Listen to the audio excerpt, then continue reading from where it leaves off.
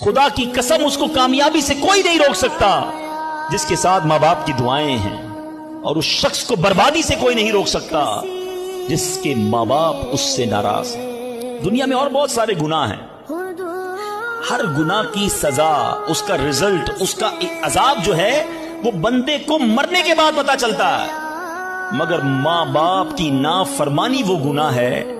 कौन है जो ये कहता है मेरी माँ मुझसे मोहब्बत नहीं करती? अरे माँ तो वो हस्ती है जो अपने सुख कुर्बान करके हमें सुखी करती है, और सारी रात हमारे लिए जागने वाली हमारी माँ है। तो जो माँ तकलीफ नहीं दे सकती, वो माँओं से ज्यादा प्यार करने वाला कैसे हमारी दुआ कबूल नहीं करेगा? ये यकीन रख लो, अगर मैं मांग रहा हूं वो नहीं दे रहा तो वही मेरे लिए बेहतर है।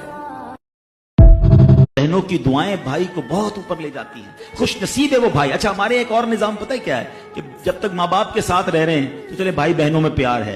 अब भाई बहनों में शादी हो गई, सबकी शादियां हो गई और माँ बाप चले गए, तो अब नॉर्मली लोग अपनी बहनों को इग्नोर करते हैं। अब यार मैं तो अपनी बीवी को देखूंगा, अपने बच्चों को देखूंगा, अपनी कमाई को देखूंगा। नहीं, अब भाई का काम है कि वो वालिद का किरदार अदा करे, बहनों को ये एहसास दिलाए कि तुम्हारे माँ बाप।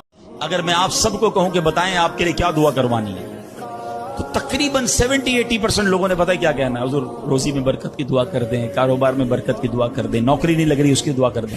मैं नहीं कहती ये दुआ नहीं करनी चाहिए, अल्लाह से नहीं मांगेंगे तो किससे मांगेंगे? लेकिन कोई तो कहे कि मेरी ईमान पर मौत के लिए दुआ कर दें, मेरी कब्र जन्नत का बाग बन जाए इसके लिए दुआ कर दें, मैं आखिरत में जाऊं तो अल्लाह मुझसे राजी हो जाए इसके लिए दुआ कर दें। रबीउल अव्वल आने वाला है, अपने घरों को सजाइए, परचम लगाइए, मगर अपना आप भी सजाइए। हर किसी की बर्थडे में गिफ्ट देते हो ना, बच्चे के बर्थडे हो तो चॉकलेट देते हैं, टॉयज देते हैं, बड़े की बर्थडे हो तो बुक देते हैं, सूट देते हैं, इत्र देते हैं। प्यारे आका को क्या गिफ्ट दोगे? बर्थडे आ रहा है उनका, क्या पसंद है उनको? जुइलत कुर्रतु ऐनी फिस सलाह।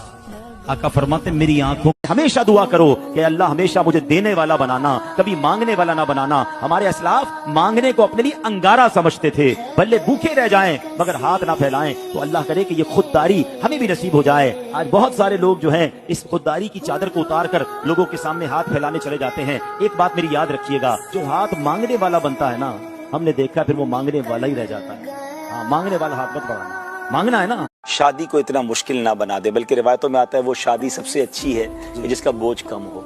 तो माँ बाप पर भी बोझ कम हो। अल्लाह करे कि खास तौर पे लड़के वालों की तरफ से जो है ना, अगर ये क्या पैगाम मिलना शुरू हो जाए कि हमें कुछ नहीं चाहिए और हम बगैर जहेज़ के, या जो मुख्तसर ये जहेज़ होता है, हमारी मेमनी में कहते हैं चादर मुसल्ले में, भाई अगर चादर मुसल्ले के साथ यानी मुख्तसर 2-4 चीज़ें आप दे दें लेकिन कोई डिमांड ना हो, वाकई शादियाँ बहुत मुश्किल होती जा रही हैं। बड़ी